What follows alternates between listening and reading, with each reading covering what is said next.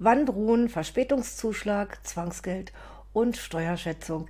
Darum geht es in diesem Video. Herzlich willkommen, hier ist wieder Jutta Martin. Ich habe das Video aus aktuellem Anlass gemacht. Ich habe ja im fernen Bekanntenkreis einen Fall erlebt, der nichts mit meiner Beratungsstelle zu tun hat.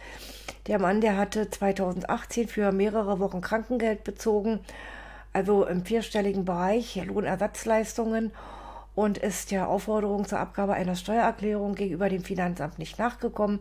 Er hat eine Erinnerung bekommen, er hat eine Aufforderung bekommen, er hat eine Androhung von Zwangsgeld bekommen und er hat letztendlich dieses Jahr im Februar, glaube ich, einen Bescheid über Zwangsgeld bekommen und er musste 200 Euro bezahlen. Ja, meine lieben Zuschauer, so weit muss es gar nicht kommen, wenn man erstmal sich ein bisschen mit den Begriffen auseinandersetzt und weiß, was dahinter steht oder dahinter steckt, und wenn man auch dann reagiert und nicht einfach die Briefe alle ignoriert.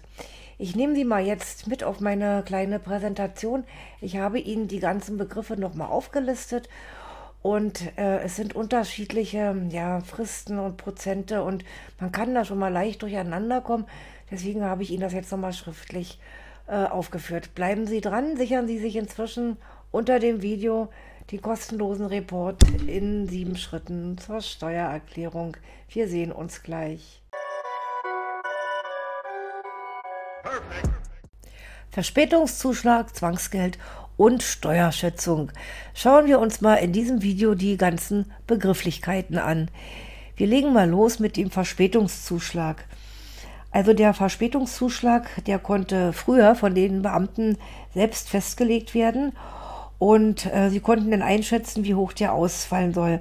Seit 2019 ist dieser Verspätungszuschlag gesetzlich festgelegt und er beträgt 0,25% der geforderten Nachzahlung, aber mindestens 25 Euro je angefangenen Monat und muss nach 14 Monaten verlangt werden. Also muss nach 14 Monaten verlangt werden. Das bedeutet, für die Steuererklärung 2019, die Sie jetzt noch nicht abgegeben hatten, begann die Frist am 1. März 2021 zu laufen.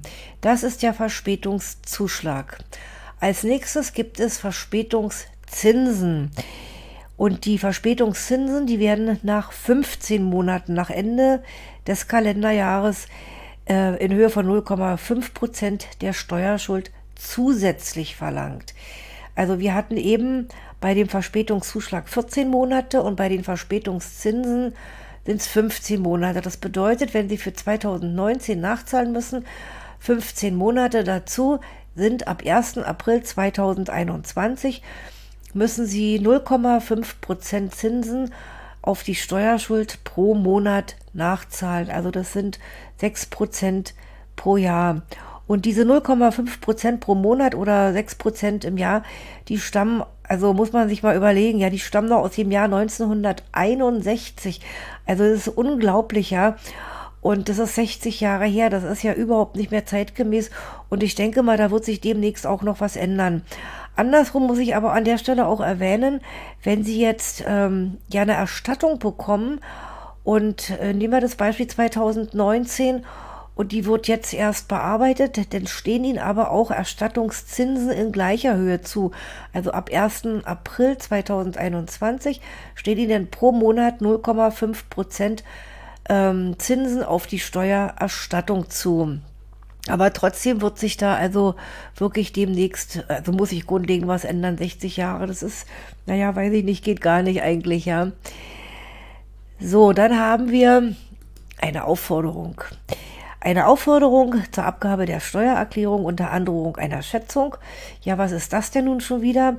Da steht drin, um welche Steuererklärung es sich handelt, also zum Beispiel um die Einkommensteuererklärung oder auch um die Umsatzsteuererklärung und der Zeitraum und der Abgabetermin. Wenn Sie eine Aufforderung bekommen, sollten Sie eigentlich unbedingt die Frist einhalten. Wir schauen uns das mal hier kurz an. Das ist hier so eine Aufforderung zur Abgabe der Steuererklärung. Und hier steht in Einkommensteuererklärung für welche Jahre. Hier ist das Datum Und dann steht hier aber auch drin, dass dieses Schreiben keine bereits abgelaufene Frist verlängert. Und auf der nächsten Seite steht dann, dass gegebenenfalls ein Verspätungszuschlag festgesetzt wird und eben auch ein Zwangsgeld auferlegt werden kann. Also bei einer Aufforderung sollte man eigentlich auch immer reagieren. Dann gibt es noch eine Erinnerung. Die Erinnerung an die Abgabe der Steuererklärung enthält den Hinweis, dass das Schreiben maschinell erstellt wurde und alle nach dem Datum XYZ eingegangenen Erklärungen und Unterlagen eben nicht mehr berücksichtigt werden konnten und dass eben folgende Unterlagen bis zu einem bestimmten Datum eingereicht werden sollen. Zum Beispiel jetzt hier die Einkommensteuer für 2019. Und dann ist Datum der Abgabe festgelegt, ein Hinweis auf die Festsetzung eines Verspätungszuschlags. Und die Höhe des Verspätungszuschlags, die ist aber von der Dauer der Fristüberschreitung abhängig. Ja, also ein weiteres Mittel ist noch das Zwangsgeld. Also Zwangsgeld kann ja in vielen Bereichen festgesetzt werden, aber auch bei hartnäckigen Verweigerern, die ihre Steuererklärung trotz Aufforderung nicht abgeben, wird durchaus auch ein Zwangsgeld festgesetzt. Also wenn das Finanzamt Zwangsgeld festsetzt, ergeht in der Regel zuerst eine Zwangsgeldandrohung, die geht per Post raus und darin wird eine letzte Frist gesetzt.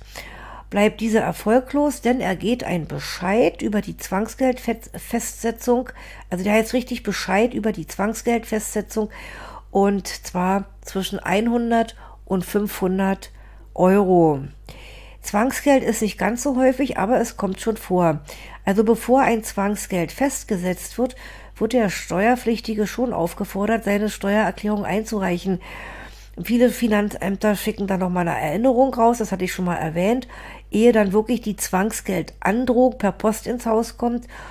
Und in der Zwangsgeldandrohung wird dann wirklich die letzte Frist eben erwähnt. Und wenn der Steuerpflichtige dann nicht reagiert, dann wird gnadenlos eben dieser Bescheid über Zwangsgeldfestsetzung hinausgeschickt.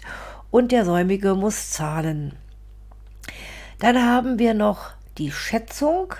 Also wir haben im Paragraph 162 der Abgabenordnung geregelt, dass Besteuerungsgrundlagen grundsätzlich geschätzt werden können. Also somit kann das Finanzamt auch ohne eingereichte Steuererklärungen einen Steuerbescheid erlassen.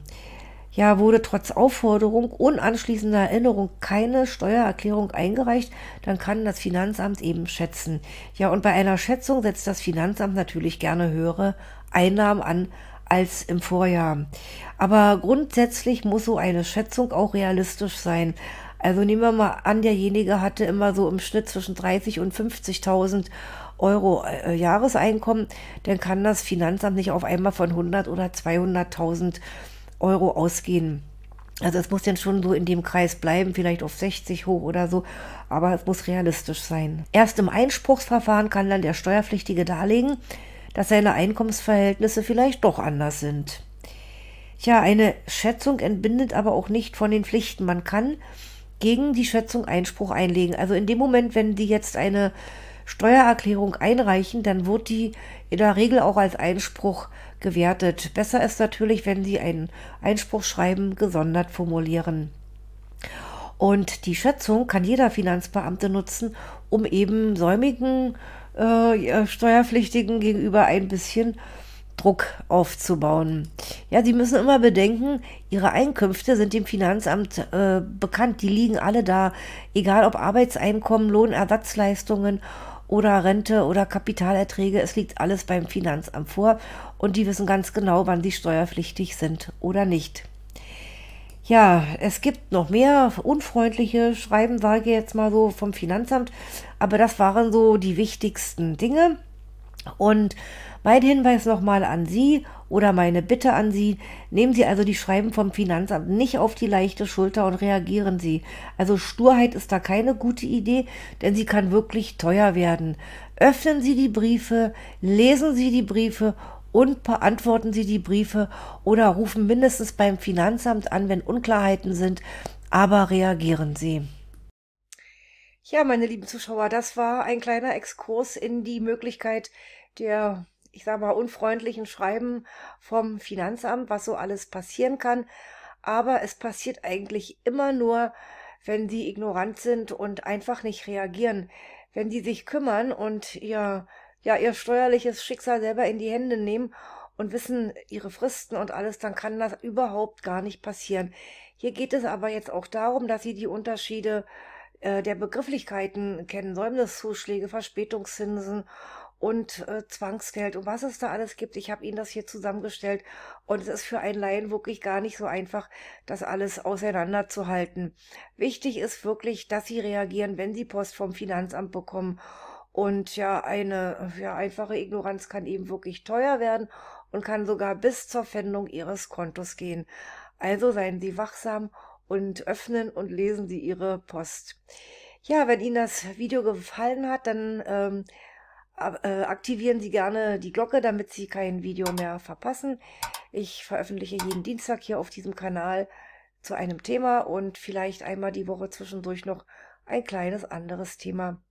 Wenn Sie irgendwelche Vorschläge haben für Themen, die Sie interessieren, dann lassen Sie es mich hier unten in den Kommentaren wissen. Schreiben Sie rein, wozu Sie gerne mal ein Video hätten. Das würde mich sehr freuen.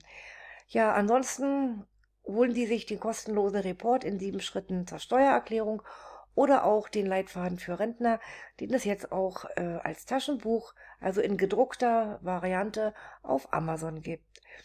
Ich danke Ihnen, dass Sie das Video angeschaut haben. Bis zum nächsten Mal. Alles Gute, Jutta Martin.